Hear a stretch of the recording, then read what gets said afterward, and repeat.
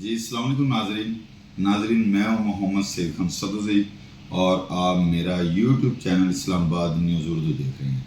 बहुत बड़ी खबर है। मुस्तफ़ैन काज़मी साहब जिसने कल काजी फैज़ इसा की कोर्ट में जाकर बेंच को ये कहा था कि आप जैली बेंच हैं, जैली चीफ जस्टिस हैं, उसको अभी अभी गिरफ्तार कर लिया गया। काज़मी साहब को अभी अभी गिरफ्तार कर लिया गया, जिसमें थाना सेक्रेटरीट और काफ़ी पुलिस की नफरी थी, घर से गिरफ्तार कर लिया गया। तो मोतबर ज़रा से ये भी पता चला है कि कम से कम भारी नफरी थी, घर से उनको अरेस्ट कर लिया गया। मुस्तफ़ैन काज़मी साहब एडवोकेट सुप्रीम कोर्ट, जिन्होंने कल एहतजाज के दौरान सुप्रीम कोर्ट में चीफ जस्टिस और सुप्रीम कोर्ट को मुखातब करके रोस्टम पे जाके ये कहा था कि ये बेंच गैर कानूनी है, ये तरमीम जो आप करने जा रहे हैं 500 वकला मौजूद है।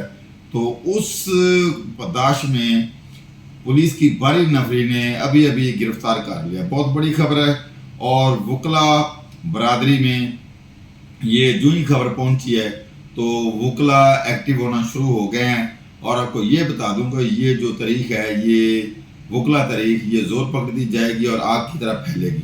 और कल ये इस्लामाबाद में धरना डी चौक में देने का पीटीआई ने ऐलान किया है। तो वो भी जो सिचुएशन बनती जा रही, दफ़ा 44 नाफिज कर दी गई है और यहाँ पे खूनी धरना होगा।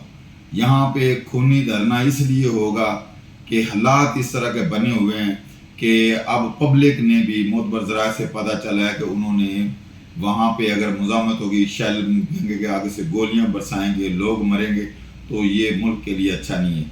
अल्लाह करे कि ऐसा ना हो, लेकिन जो हालात हैं वो हालात कशीदा हैं। बड़ी खबर है, मुस्तफ़ैन काज़मी साहब को फौरी तौर पर गिरफ्तार कर लिया गया है और वकला जो हैं, इस्लामाबाद के वकला, पाकिस्तान के वकला, वो एक्टिव हो गए हैं।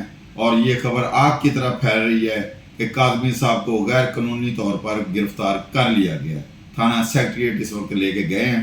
तो इस्लामाबाद, पिंडी, लाहौर, सारे जितने वकला हैं, सारे वकला एक्टिव हो गए हैं।